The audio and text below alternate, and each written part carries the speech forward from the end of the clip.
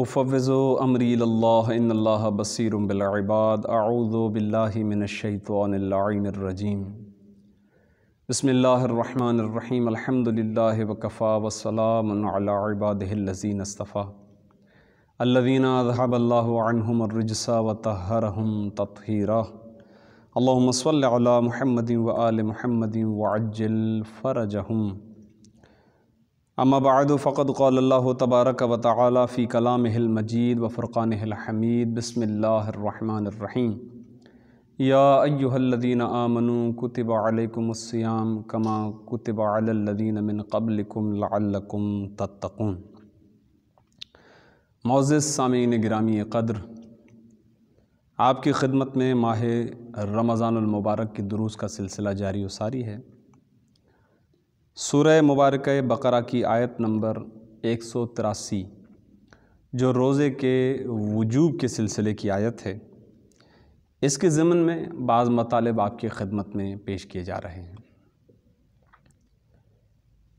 اور یہاں ابتداً دعا کرتے ہیں کہ پروردگار عالم سے کہ جلد از جلد ہمارے ملکی حالات جو ہیں انہیں بہتری کی طرف گامزن فرمائے، تاکہ پھر ہم اس درس کو اگرچہ ریکارڈ انشاءاللہ ہوتا رہے گا لیکن براہ راست مومنین جو ہے اس سے انشاءاللہ استفادہ کر سکیں، ایک مرتبہ پھر ہماری مسجدیں آباد ہو جائیں اور باجماعت نماز ہونے لگ جائے، درس و دروس کا سلسلہ جاری و ساری ہو جائے، تو یہ ہماری دعا ہے انشاءاللہ پروردگار ہمارے حالت کو بہتر سے بہتر فرمائے۔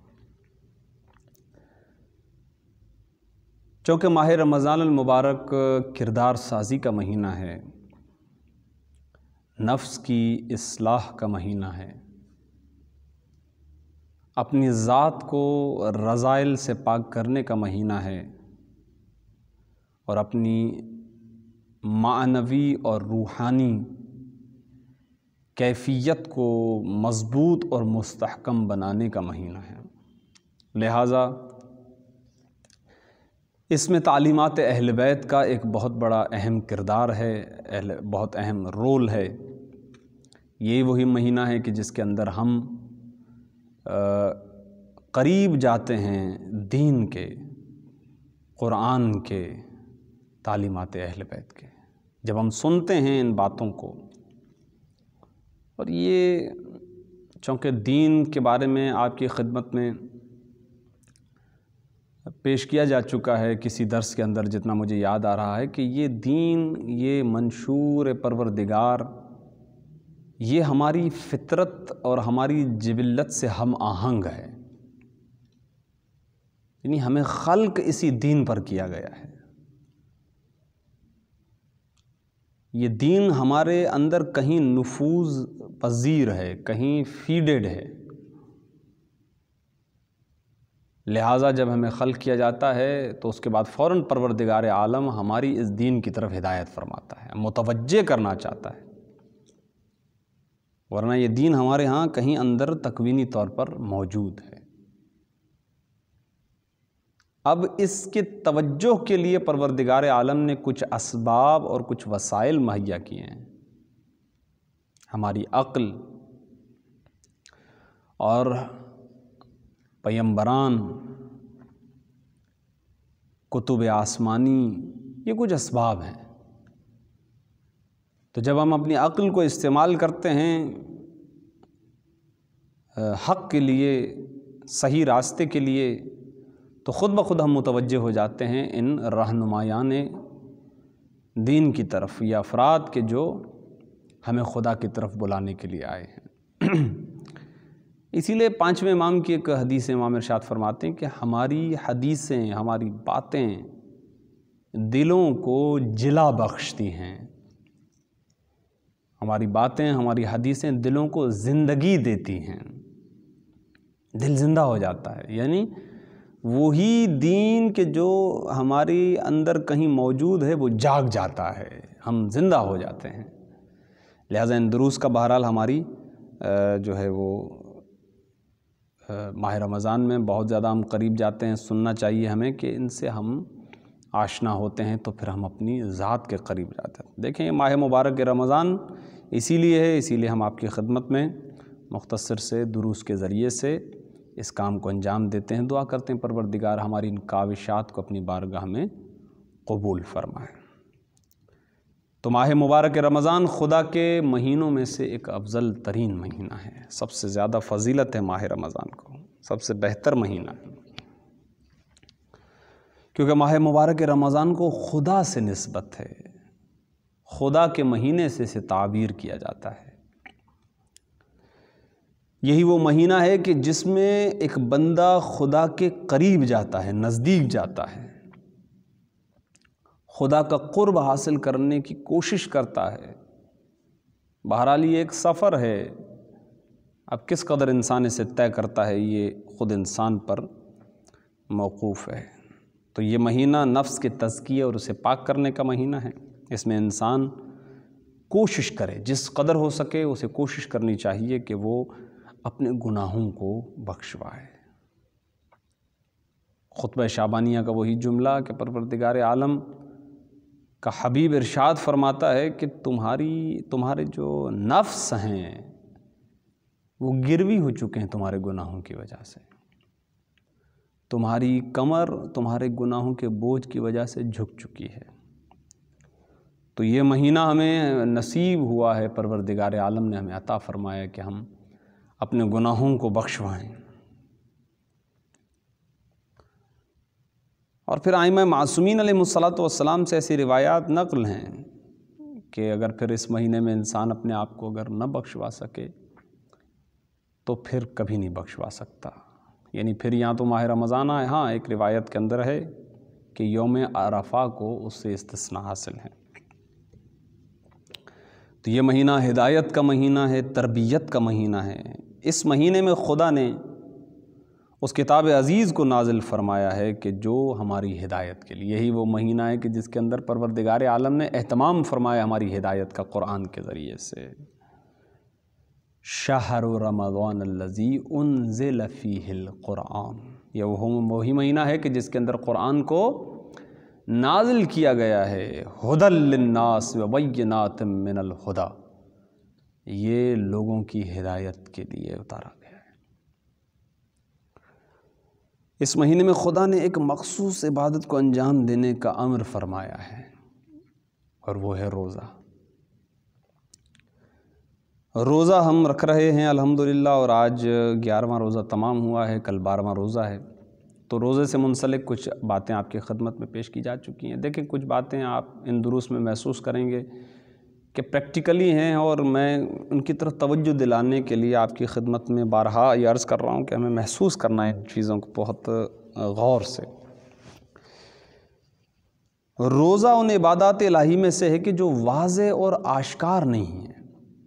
پروردگار عالم کے کچھ ایسے امور ہیں کہ کچھ جو ہیں وہ افعال وجودی ہیں، یعنی جو آپ کام کر رہے ہیں ان کا وجود بہرحال خارج میں موجود ہے، اس کے لیے آپ کو کچھ کرنا پڑتا ہے، جیسے نماز ہے۔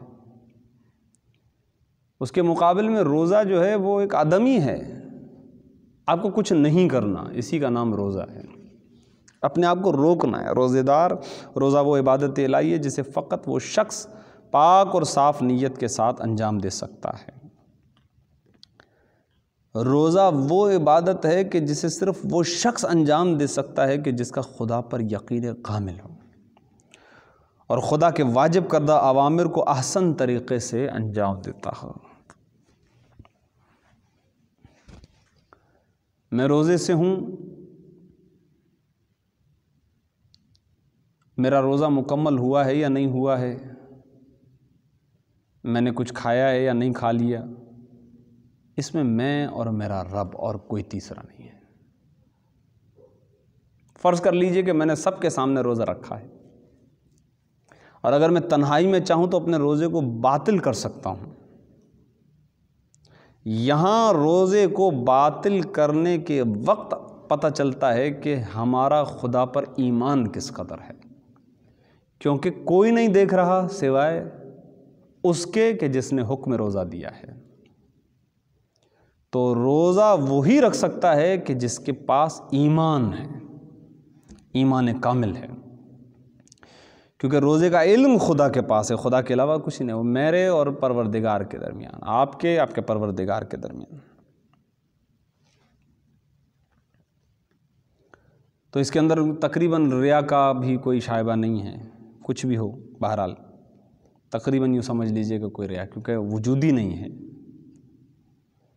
بہت اہم چیز ہے۔ اور آئیے اس بات کی طرف کہ پروردگار عالم نے اس روزے کی فضیلت میں انشاءاللہ آہستہ آہستہ فضیلت میں احادیث آپ کی خدمت میں پیش کی جائیں گے۔ آج ایک جملہ پیش کرتا ہوں، من لا یحضرہ الفقیہ کے اندر اس روایت کو نقل کیا گیا، اور بھی بہت ساری کتابوں کے اندر یہ ہے کہ پروردگار عالم نے ارشاد فرمایا کہ روزہ میرے لیے ہے، الصوم لی، روزہ میرا ہے، میرے لیے ہے، اور میں خود اس کا اجر اور اس کی جزا اور اس کا انعام عطا کروں گا۔